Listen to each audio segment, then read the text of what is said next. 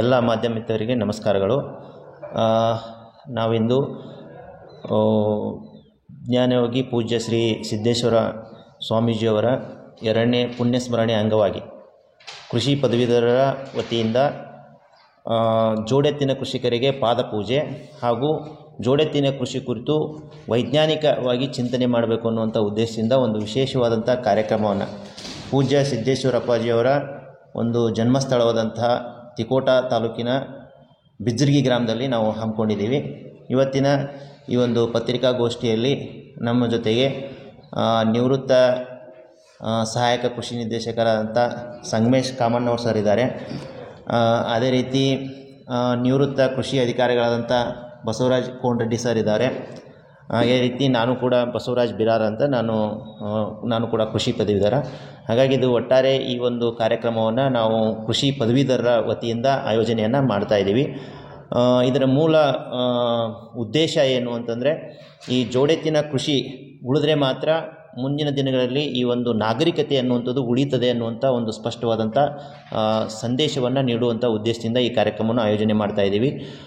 ಪೂಜ್ಯ ಶ್ರೀ ಸಿದ್ದೇಶ್ವರ ಸ್ವಾಮೀಜಿಯವರು ನಮಗೆ ಅವ್ರ ಜೋಡಿ ಚರ್ಚೆ ಮಾಡಿದಾಗ ಮುಂದಿನ ದಿನಮಾನಗಳಲ್ಲಿ ಇಂಥ ಒಂದು ನಂದಿ ಕೃಷಿ ಉಳಿದ್ರೆ ಮಾತ್ರ ಈ ಒಂದು ಒಳ್ಳೆಯ ಭವಿಷ್ಯ ಇದೆ ಸಮಾಜಕ್ಕೆ ಅನ್ನುವಂಥದ್ದನ್ನು ನಮಗೆ ಚರ್ಚೆ ಮಾಡಿರುವಾಗ ತಿಳಿಸಿರುವಂಥದ್ದು. ಇದೇ ಕಾರಣಕ್ಕಾಗಿ ನಾವು ಕಳೆದ ವರ್ಷ ಬಿಜ್ಜರ್ಗಿ ಗ್ರಾಮದಲ್ಲಿರುವಂಥ ಅವರ ಪೂರ್ವಾಶ್ರಮ ಮನೆಯಿಂದ ಒಂದು ನಂದಿ ಯಾತ್ರೆ ಎನ್ನುವಂಥ ಒಂದು ಅಭಿಯಾನವನ್ನು ಪ್ರಾರಂಭ ಮಾಡಿದ್ದೀವಿ.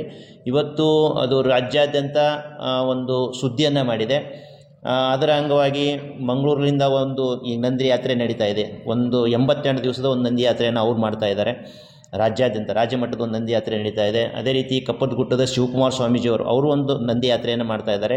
ಹೀಗೆ ಸಿದ್ದೇಶ್ವರ ಸ್ವಾಮೀಜಿಯವರ ಪ್ರೇರೇಪಣೆಯಿಂದ ಪ್ರಾರಂಭ ಆದಂಥ ಈ ನಂದಿ ಯಾತ್ರೆ ಅಭಿಯಾನದ ಒಂದು ಅಂಗವಾಗಿ ಬೇರೆ ಬೇರೆಯವರು ಕೂಡ ಇವತ್ತು ಏನು ಮಾಡ್ತಾ ಇದ್ದಾರೆ, ಈ ನಂದಿ ಯಾತ್ರೆಯ ಒಂದು ಅಭಿಯಾನ ಅದನ್ನು ಮುಂದುವರಿಸುವ ಮುಖಾಂತರ ಒಂದು ಜನಜಾಗೃತಿ ಮೂಡಿಸುವಂಥ ಒಂದು ಕಾರ್ಯ ಈಗಾಗಲೇ ಪ್ರಾರಂಭ ಆಗ್ತಾಯಿದೆ. ಹಾಗಾಗಿ ನಮಗೆ ಬೆಂಬಲವಾಗಿ ನಿಂತವರು, ಇದಕ್ಕೆ ಸಂಪೂರ್ಣವಾಗಿ ಈ ಅಭಿಯಾನಕ್ಕೆ ಚಾಲನೆ ನೀಡಿದವರು ಯಾರು ಅಂತಂದರೆ ಸಿದ್ದೇಶ್ವರ ಸ್ವಾಮೀಜಿಯವರ ಜನ್ಮಸ್ಥಳವಾದಂಥ ಬಿಜ್ಜರ್ಗಿ ಗ್ರಾಮದ ಜೋಡೆತ್ತಿನ ರೈತರು. ಕೇವಲ ಅಲ್ಲಿ 16 ಜೋಡೆತ್ತಿನ ರೈತರು ಮಾತ್ರ ಉಳಿದಿದ್ದಾರೆ. ಇವತ್ತು ಅವರಿಗೇನಾದರೂ ಪೂರಕವಾದಂಥ ಒಂದು ವ್ಯವಸ್ಥೆ ಅಥವಾ ಸಹಕಾರ ಅನ್ನೋದಾಗಿರಲಿ ಅಥವಾ ಸರ್ಕಾರದಿಂದನೂ ಕೂಡ ಪ್ರೋತ್ಸಾಹ ಅನ್ನುವಂಥದ್ದು ದೊರೆಯದೇ ಹೋದರೆ ಖಂಡಿತವಾಗಿಯೂ ಕೂಡ ಅದು ನಶಿಸಿ ಹೋಗ್ತದೆ. ಆ ಒಂದು ಕಾರಣಕ್ಕಾಗಿ ಇವತ್ತು ಅವ್ರೇನು ಮಾಡಿದರು, ಸಿದ್ದೇಶ್ವರ ಅಪ್ಪಾಜಿಯವರ ಮೇಲಿರುವಂತಹ ಒಂದು ಭಕ್ತಿಯಿಂದ ಅವರು ಈ ಅಭಿಯಾನವನ್ನು ಕೈಗೊಂಡಿದ್ದಾರೆ. ಅವರು ಸುಮಾರು ಒಂದು 200 ಕಿಲೋಮೀಟರ್ ತಮ್ಮ ಜೋಡೆತ್ತಿನ ಬಂಡಿಗಳ ಮುಖಾಂತರ ಈ ಒಂದು ಜಿಲ್ಲೆಯಾದ್ಯಂತ ಸಂಚರಿಸಿ ಜೋಡೆತ್ತಿನ ಕೃಷಿಕರ ಒಂದು ಸಂಘಟನೆಯನ್ನು ಕೂಡ ಮಾಡಿದ್ದಾರೆ.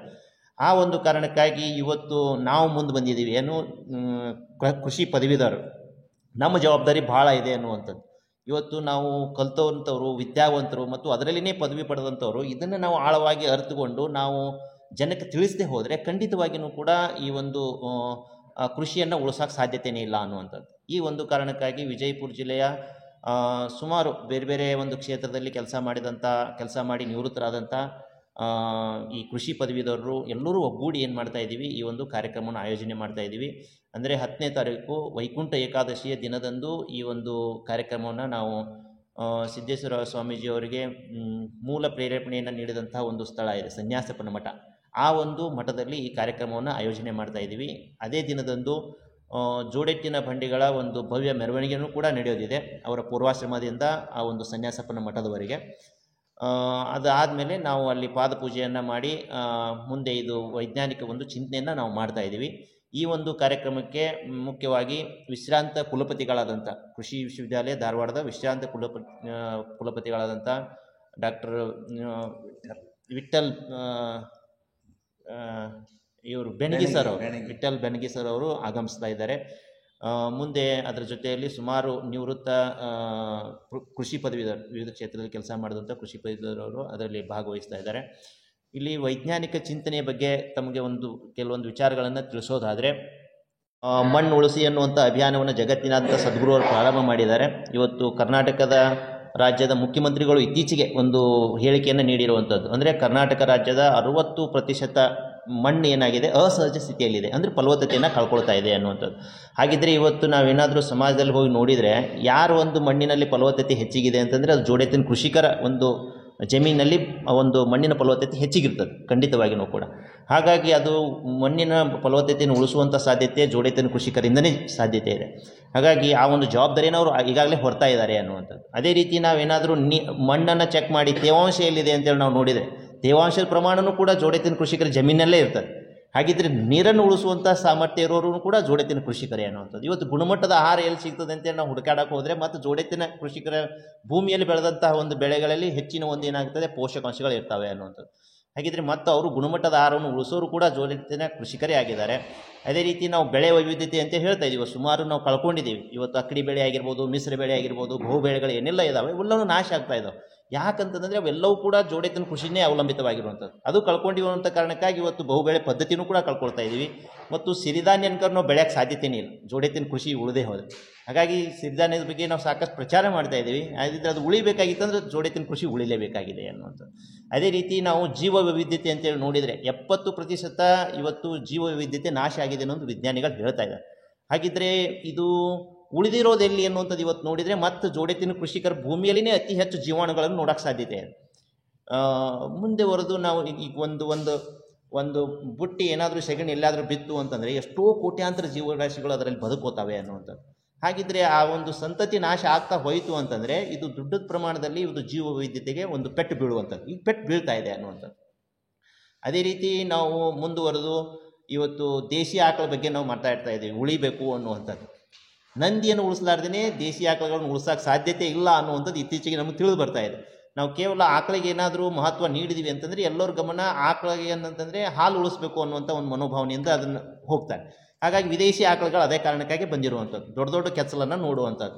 ಹಾಗಿದ್ರೆ ನಾವೇನಾದರೂ ದೇಶಿ ಆಕಳ ಬದಲಿ ನಾವೇನೋ ನಂದಿ ಉಳಿಸ್ಬೇಕು, ಜೋಡೆತ್ತಿನ ಕೃಷಿಕರನ್ನು ಉಳಿಸ್ಬೇಕು ಅಂತೇಳಿ ನಾವು ಹೋದದ್ದೇ ಆದರೆ ಎತ್ತುಗಳು ಉಳಿತವೆ ಮತ್ತು ದೇಶಿ ಆಕಳು ಕೂಡ ಉಳಿತವೆ ಅನ್ನುವಂಥದ್ದು.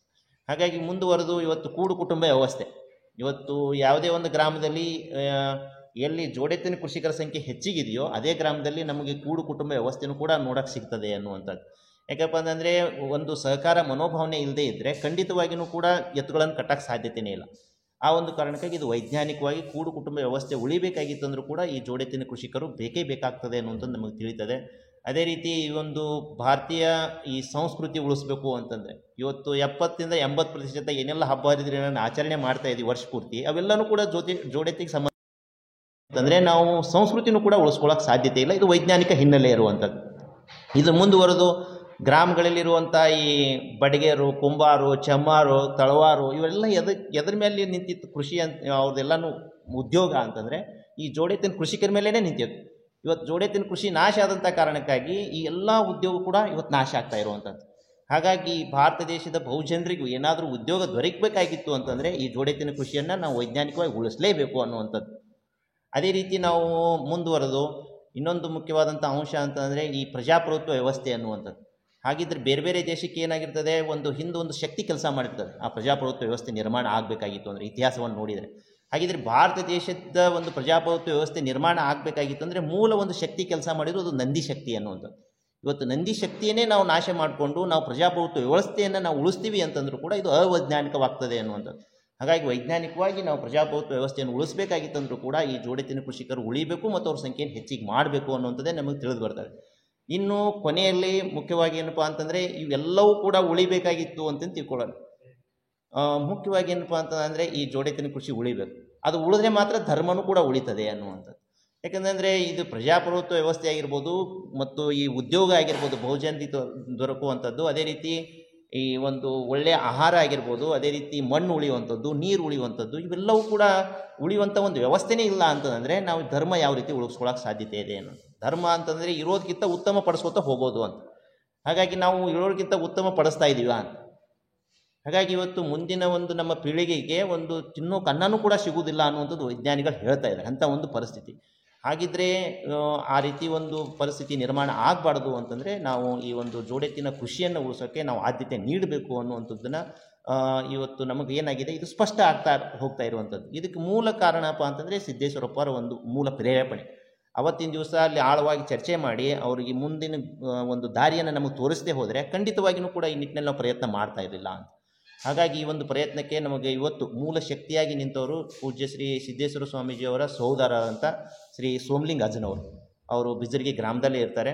ಅವರು ಒಂದು ನಮಗೆ ಪ್ರೇರಣೆ ನೀಡಿರುವಂಥದ್ದು, ಸಂಪೂರ್ಣವಾಗಿ ಬೆಂಬಲವಾಗಿ ನಿಂತಿರುವಂಥ ಕಾರಣಕ್ಕಾಗಿ ಇವತ್ತು ಈ ಮಟ್ಟದಲ್ಲಿ ಇದು ನಂದಿ ಯಾತ್ರೆ ಒಂದು ಅಭಿಯಾನ ಒಂದು ದೊಡ್ಡ ಪ್ರಮಾಣದಲ್ಲಿ ಏನಾಗಿದೆ ಸುದ್ದಿಯಾಗಿರುವಂಥದ್ದು. ನಾವು ಅದೇ ದಿನದಂದು ಏನು ಕಾರ್ಯಕ್ರಮ ಹಮ್ಮಿಕೊಳ್ತಾ ಇದ್ದೀವಿ, ವೈಕುಂಠ ಏಕಾದಶಿ ದಿನದಂದು ನಾವು ಇನ್ನೊಂದು ಒಂದು ಅಭಿಯಾನವನ್ನು ಪ್ರಾರಂಭ ಮಾಡ್ತಾ ಇದ್ದೀವಿ. ಆ ಅಭಿಯಾನದ ಹೆಸರು ನಂದಿ ಕೂಗು ಅಂತ. ಅಭಿಯಾನದ ಹೆಸರು ನಂದಿ ಕೂಗು. ಇದು ಮೂಲ ಉದ್ದೇಶ ಏನಪ್ಪ ಅಂತಂದರೆ, ಈ ನಂದಿ ಕೂಗು ಕಾರ್ಯಕ್ರಮದ ಮುಖಾಂತರ ವೈಜ್ಞಾನಿಕವಾಗಿ ಈ ಜೋಡೆತ್ತಿನ ಕೃಷಿಕರ ಕುರಿತು ಚಿಂತನೆಗಳಾಗಬೇಕು ಅನ್ನುವಂಥದ್ದು.